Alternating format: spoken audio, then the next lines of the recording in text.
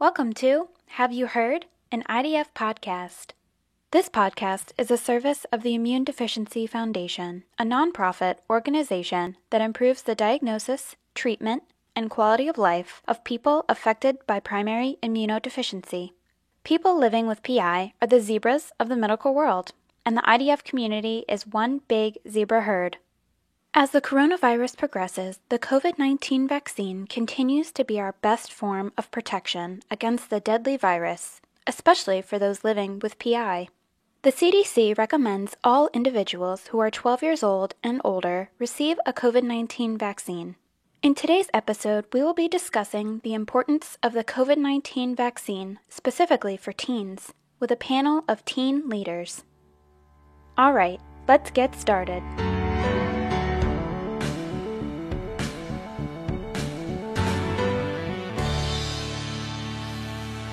Hi, everyone. Welcome to this episode, Teens and Vaccines, a panel discussion, part of IDF's Teen Series. My name is Laura Roy. I'm a registered nurse, and I've been working as an infusion and prior authorization nurse for almost 25 years in private practice and immunology. I am the immune globulin coordinator, and I'm also a zebra. I was diagnosed with CVID about 33 years ago, and I'll be your guest host for today's podcast episode. 2020 was a tough year for most of us. The world was introduced to COVID-19 and our lives changed overnight. Luckily, 2021 brought some hope when the COVID-19 vaccines began to be distributed. After many months of waiting, children 12 years and older are able to receive the vaccine to help protect themselves and others from COVID-19. For those living with PI, receiving the vaccine, if they are able, is crucial. While many within this community may not be able to mount a sufficient antibody response, family and friends must understand the importance of receiving a vaccine to help protect their immunocompromised loved ones. In today's episode, we will be discussing teens and vaccines with a panel of young ladies living with PI. It is my pleasure to welcome teen leaders Cassie Mummert, Morgan Davis, and Emma Brown. Welcome, ladies, and thank you for joining us today. Why don't you tell our listeners a little bit about yourselves? Cassie, let's start with you. Hi, I'm Cassie. I'm 21 years old. I am from Indiana, and I have CVID. Thanks, Cassie. Morgan? Hi, my name is Morgan Davis. I'm 15 and I'm a junior in high school. I live in Virginia, and though I am currently homeschooled, I've previously been to both public and private schools. I was diagnosed at age 9 with CVID, and I'm very excited to be here today. So thank you to IDF for having me. Thanks, Morgan. And now Emma? Hi, my name is Emma Brown. I'm 17 and I'm a senior in high school, and I live in California, and I am diagnosed with CVID. Great. Let's start off by talking about each of your personal experiences dealing with COVID-19. How have your lives been affected by the pandemic? Cassie? Well, I don't go out much since COVID has been around. I stay inside a lot just, to reduce the risk of getting it or, carrying it, but not knowing it, if you don't show symptoms. I don't go out much just for like simple grocery shopping, like quick trips in and out. I've been masking the whole time. I actually helped my grandmother make the masks. So that's been fun, super crafty, get the sewing machines out and pick out different fabrics and everything. So that's always fun. And then I'm just able now to coach cheer again. I coach 4th and 5th grade cheerleading. So I'm doing that like one day a week, keeps you active, gets you out a little bit. But like I said, I'm still masking. So not fully, letting go of that yet. Still having that like security for me. But positives of, I guess you could say positives of COVID. We've been having more family time. We have like game nights.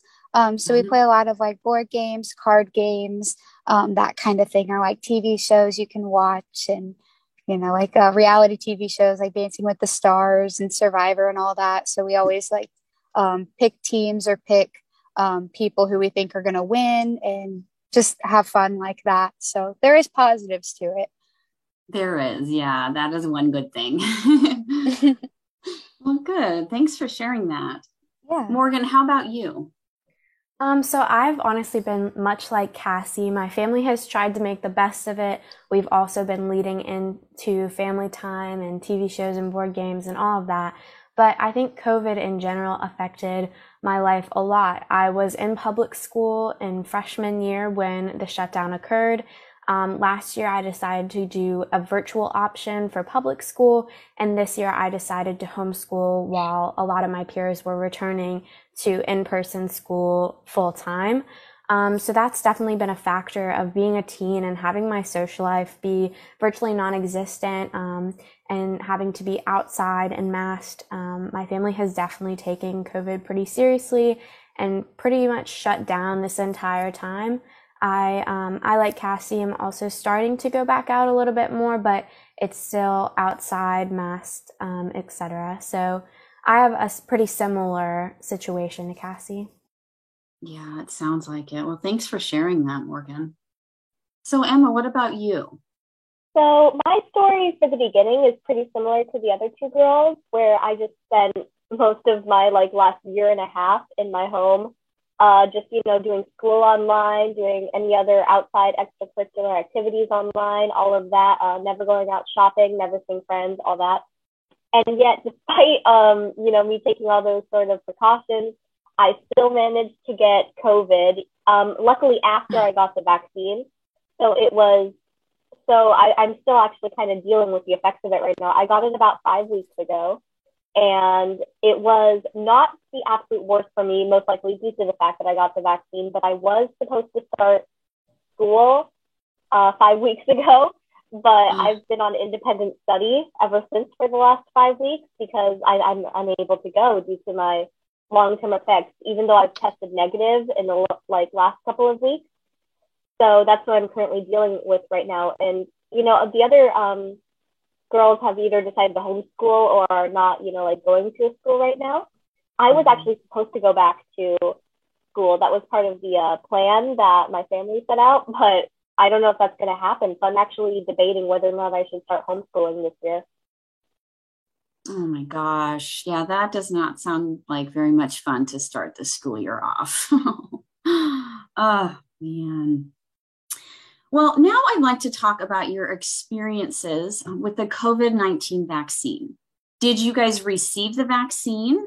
Why or why not? And if you did receive it, how was your experience? Cassie, would you like to start? Sure, I'd love to. So I did receive the COVID vaccine. I received the Moderna vaccine, and I'm fully vaccinated, so I've had both doses. I chose to get it because one, I'm able to get it. I had all my levels checked, so everything was in order. It wouldn't harm me to get it because I know there was a lot of different articles coming out about if you have this level you can't get it, or if you have these kind of symptoms you shouldn't get it. I had talked to four of my specialists, and they all kind of okayed me to get it, and my immunologist was really pushing for me to get it. So I was like, okay. I did wait a while before I did receive it, just to make sure I was making the right decision for myself, because there was a lot of different things being said about it, and I didn't want to just throw myself out there and be one of the first to get it if something were to go wrong. And that probably sounds bad, but I was, just trying to make sure I had all my ducks in a row kind of thing. I received my first dose in April, and all I had with that one was the sore arm. I did not have a fever, but I did feel sick for about 3 days to a week. Just felt not like a flu sick, just kind of like not real feeling real well. But I could still do stuff. The second dose I had in May, and I had a really bad sore arm, an extremely high fever, bad body aches, and I couldn't move from my neck down, actually. They had to have me lay flat. I had to only sit up to drink fluids, and that kind of stuff. It was one of those real bad, scary situations where my fever was so high and I just couldn't move. So my mom and my brothers helped take care of me because it was so bad. But I also chose to get vaccinated, not only for myself, but for others, because I have a lot of friends who can't get the vaccine. And actually, my little sister can't receive the vaccine because some of her levels are too high. that they couldn't do it safely. So I was like, okay, this is kind of my calling. Like, this is the sign that I need to do this, not only for myself, but for others. So that was part of the reason why I was like, okay, yeah, I got to do this. So I can not only keep myself safe, but my sister and friends, if I'm ever around those friends, or I'm around my sister all the time. So one of those things where it's just good to have your bases covered. Absolutely. Wow. Thanks for sharing that. So Morgan, what about you? What about your experience with the COVID-19 vaccine? Yeah, so thankfully I did not have as bad a time as Cassie did with the shots. So I did receive the vaccine. I am in the 12 to 15 age group, so I actually had to wait until the vaccines were approved for a little while. And that was a really stressful waiting period for me because I watched all my friends and family get it. And it was a bit ironic because I was the one that they were all trying to be careful for, and that had to be a little bit more cautious, and yet I couldn't get it for a while. So we were really anxious for me to get the vaccine, and on the day actually that it was approved for 12 to 15, that morning I rushed to the local pharmacy and got it as fast as I could. And my experience was fairly good. My parents both had a day where they were knocked out with side effects, but I didn't experience that at all. My arm was sore, but in general I felt normal. So thankfully, Cassie, that sounded horrible. So I'm sorry for you. I'm glad I had a little bit of an easier time with it. Yeah, me too. I definitely am hearing about sore arms, a lot of sore arms. But yeah, Cassie, it sounds like you really had a tough time. So Emma, why don't you share with us your experience with the COVID-19 vaccine?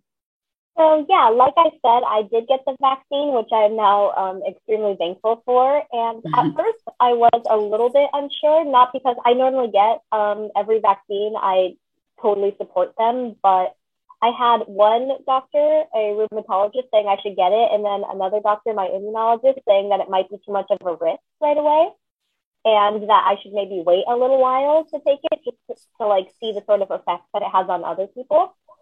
So we were kind of in a difficult situation, but we did decide to get the vaccine and just risk it because, we realized that the outcome of getting COVID while not being protected would definitely be worse, most likely. Like, it just had a higher chance of happening and having a negative result. So I did get it, and it really was not bad for me. I had a sore arm, I had a slight fever after, and that was really it. And after that, like I said, I did get COVID, and I am definitely thankful that I got the vaccine because I do think that it really helps too. Although it's very long term, it's not the most extreme case I've ever seen. So that is definitely something I'm happy for. Yeah, me too. Well, that's great. I know you guys have kind of touched on this already, but how has receiving the vaccine affected your personal life and or school life? Are you able to do, a few more activities now that you've been vaccinated? Or, it sounds like, you're still being really cautious, though, when it comes to socializing with friends or family. Cassie, do you want to share a little bit more with us? Sure, I'd love to. So since being vaccinated, I'm not fully going back out yet. I'm taking it baby steps, very small baby steps, actually. We're still masking when we go out, like grocery stores, super busy. So we obviously just like maintain the social distancing. If there were a lot of people, we chose to opt to go to a different store. Or if we saw a lot of people weren't masking, we chose to do like a different place or a different day even. So we did have days like that. Still masking though. We're not as well, I'm not as nervous as I was before when it first came out, knowing that I do have the vaccine in me, and I actually had the antibody test done. So it shows that I did make antibodies to it, which thankfully that was awesome. So that does give me a kind of like a reassurance that, okay, I've made antibodies. So if I do get it, I could fight it, hopefully, pretty decently. So I'm not as nervous as I was before. However, I'm still not ready to fully go back out there. Just taking it, day by day, little by little, not socializing. I haven't met up with any friends or anything. I am coaching cheer. But as I said before, it's just one day a week. And it's 4th and 5th grade. So you can pretty much, keep the distance. And plus you cheer outside at the football games, and at basketball, they're normally pretty spread out and on the court. And at practice, you practice in a gym. So you already have to be 6 feet apart so you don't hit anyone. So I mask there anyway. So there's really no chance of me getting it as I can see. But yeah, I'm still just taking it easy for all the precautions and masking. So. Well, that's great. That's great. And that's great that you're able to coach cheer. So yeah, thank you. I'm so excited for it. Yeah. So Morgan, how about you? I've also taken kind of a middle ground approach. When we first shut down, actually for the first year and a half until I got the vaccine in May, late May, early June, we really shut down. So we didn't really go anywhere. We absolutely did not go anywhere inside. I was on virtual school. We walked with masks on. I saw my friends outside, distance and with masks on. And we were fairly conservative because we just didn't know how my immune system would react to COVID. Even with the vaccines and the numbers being low this summer, we were still fairly conservative compared to other people as to how much we went out, and we still masked. We tried to keep everything outside. We did go back to school shopping. We wore masks. We went when they very first opened, the stores very first opened. We went to see my grandparents. We drove and we stayed in a hotel, but we wore masks the whole time. So we are doing a little bit more. I'm also in a band, and they came back this summer after a year and a half hiatus, but that's outside in masks. So we're kind of picking a middle ground. And honestly, now with the Delta variant emerging and really taking hold, we're starting to pull back in again and not do as much and wear masks, especially outside now. Even though it's outside, we're starting to mask again outside and inside. So it's kind of been a push and pull. We are always trying to do what's safest, but we're trying to balance now because I am vaccinated. My parents are vaccinated. We're trying to balance risk and kind of going back out. Yeah, that makes sense. Thanks, Morgan. Emma, would you like to share with us how it's affected your personal life and social life? So after I got the vaccine, both doses, I was fully vaccinated. I did start to go out some more. I was always, of course, careful, and I tried my best to, avoid high populated areas and all that. But I still did get COVID as a result. So I do think it's important to remember that you always should have that sort of sense of caution when you go out, and that getting the vaccine does not fully mean that, you will not feel COVID and all that. So that is an important thing to remember. But I did start to go out some more, and hopefully after my long-term effects of COVID begin to, die down, I will be able to maybe go back to school, maybe experience some more things. And now with the Delta variant, though, it is important to remember to, just always, like I said, always have that sense of caution when you go out, because this is a very serious thing happening. So even if you are fully vaccinated, I would recommend not fully returning to your normal life, and just instead, thinking of it as an extra sort of shield to have in front of you. It is, and it's a very good one, but it is important to remember that you have to still wear masks. You still have to wash your hands all the time. You still should try and avoid high populated areas, and that, it's not a guaranteed defense system, sort of. Yeah, I agree. And I like how you called it a shield. So yeah, that's perfect. Thank you guys so much for sharing. And we are going to take a quick break, and we'll talk some more in just a few moments.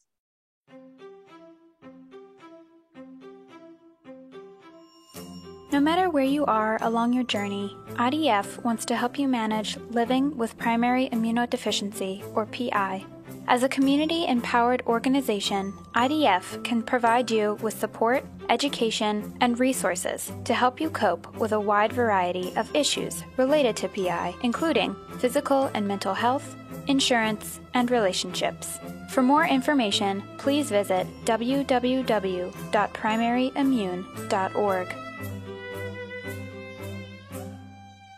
Welcome back. A panel of young ladies living with PI is here with us discussing the importance of the COVID-19 vaccine.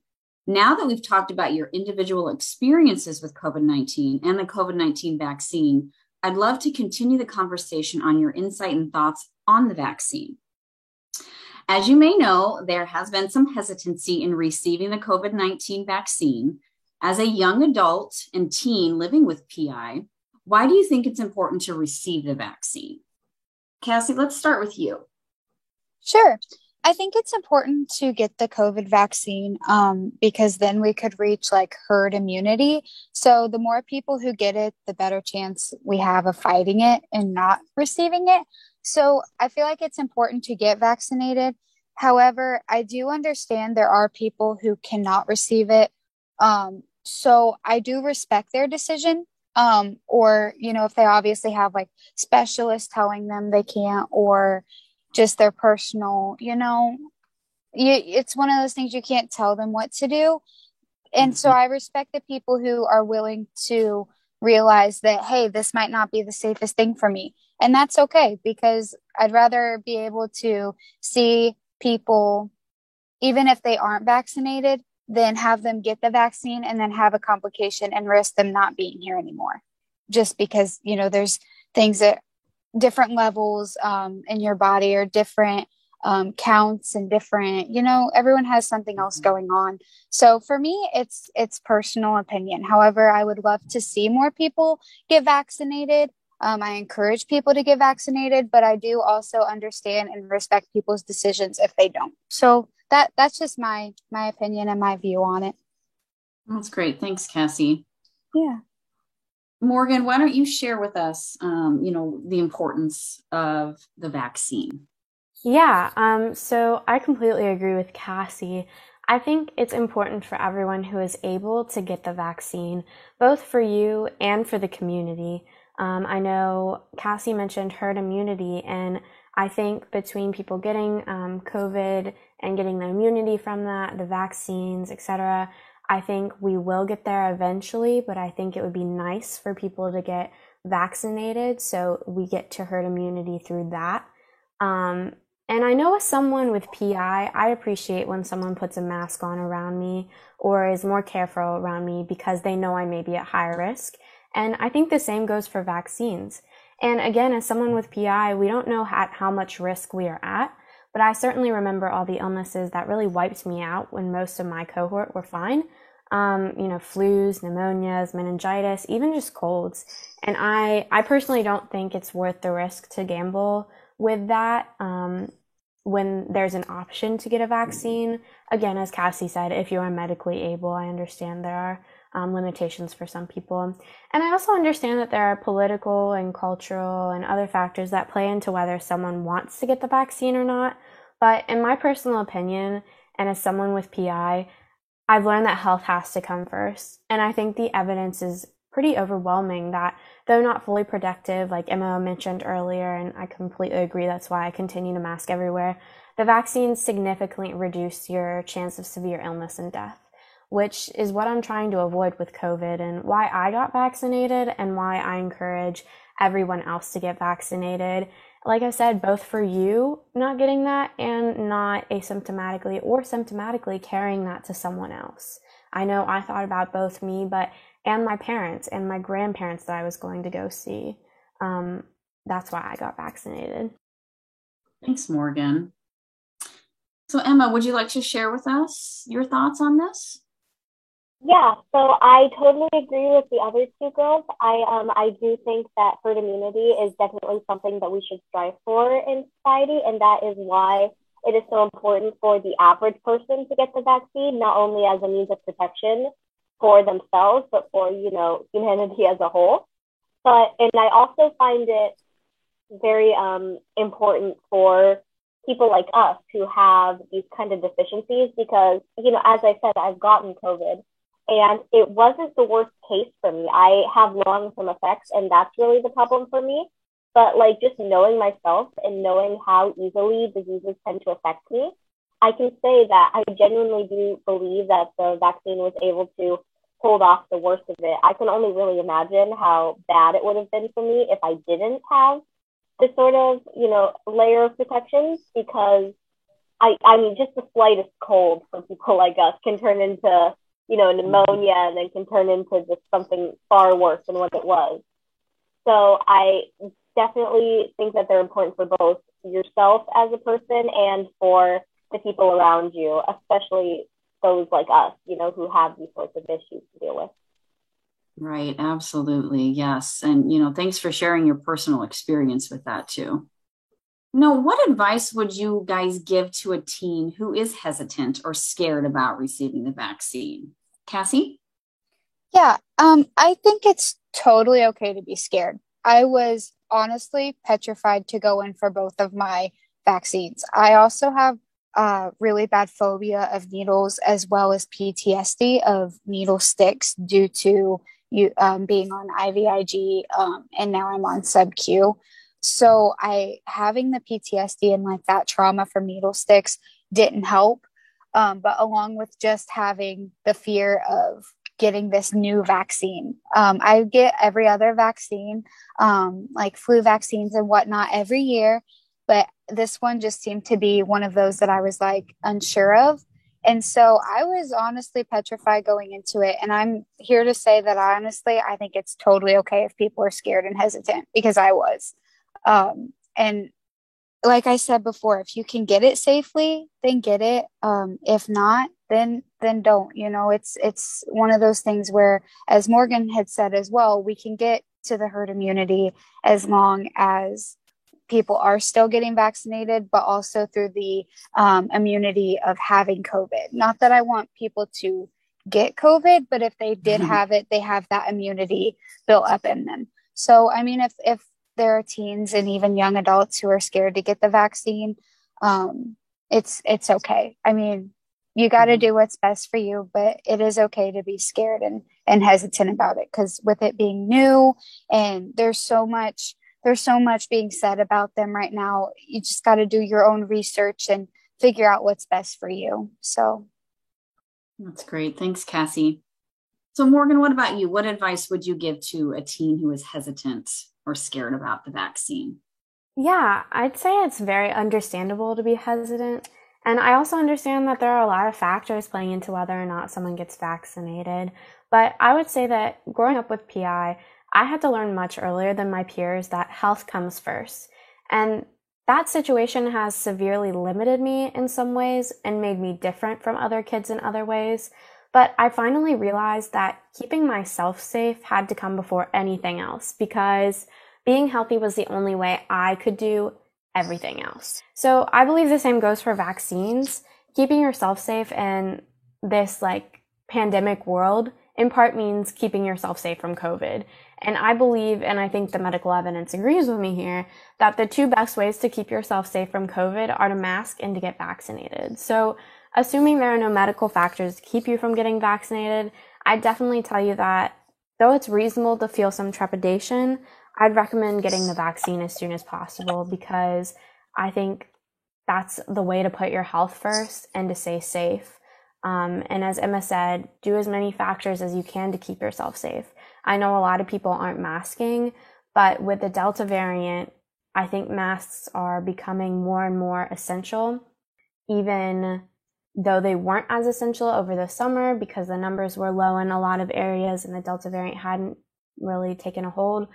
Especially now when people are in school, I'd say to get the vaccine and to still mask. That's what I'm doing. And I think that's the best way to be as safe as possible, I'd say.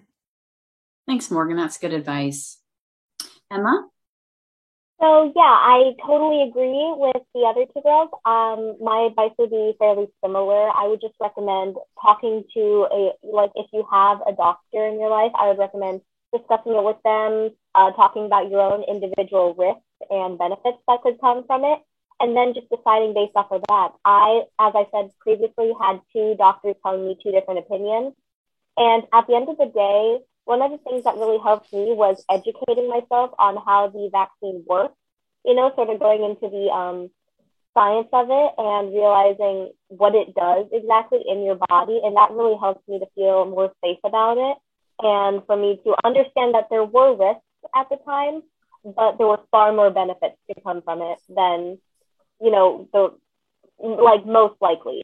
Of course, anything could have happened, but at the end of the day, it is a very necessary step for a lot of people to take right now, as there are there's no other sort of protection against this besides masking, which is a whole other thing that's happening right now. So if we can get enough people to work with this and take the vaccine, then hopefully that will definitely help us combat COVID as a whole. And if you have your own individual risks with it, that can totally play a factor into it. But if you are healthy and you do not, have any medical conditions, I would definitely say to get it and to research the vaccine itself and see exactly how it works. Excellent advice. Thank you, Emma. And any final thoughts that you all would like to tell your teen listeners that have PI regarding COVID-19 and the vaccine? I would just say, keep masking, keep taking the precautions, get vaccinated if you can. And if you can't, then that's okay as well. I guess just keep the precautions and baby steps just so we can hopefully get over this, and hopefully this is all over soon. Yeah, I completely agree with what Cassie said. And honestly, what Emma said to the last question, I was going to say the exact same thing of just to do your research and talk to your healthcare providers, because I think so many times we listen to what's on social media or whatever the group that we're in thinks. But I think having a PI has taught me to think and act for myself, because, not to get too pessimistic here, but I've learned that most other people aren't looking out for your safety. So you kind of have to take that over and do what's right for you and your health. And one of the ways you've got to look out for yourself is to do your own research, trust your healthcare providers, and then follow through and do what's right for you, even if it's not what everyone else is doing. So I'd say without hesitation that getting the vaccine, as Cassie said before, as long as there are no medical problems with it, is what's right for your health. But only you and your doctors can make that decision. Yeah, all I would say is just wear a mask, stay safe, talk to your doctors, do your research, and just try your best, because that's all we can do right now during this sort of crazy time. So, well, that's great. Well, thank you so much, Cassie, Morgan, and Emma, for sharing your insight and opinions on the COVID-19 vaccine. Your work with the IDF youth community is much appreciated, and IDF is grateful for your contributions. Thank you so much for having us. I had a blast. Yeah, thank you so much. I'm so excited I got to be a part of this and so honored. So thank you, guys. Yeah, thank you. I'm so happy to have a platform to share my story and hopefully help other people. And thank you to our listeners for being with us today. The Have You Heard podcast is part of IDF's work to empower the PI community through advocacy, education, and research. Continue to share this information and join us for more podcast episodes in the future as we explore the topics that mean the most to you. Until then, all of us here at IDF want to wish you good health and strength. And remember, the IDF community is rare and powerful.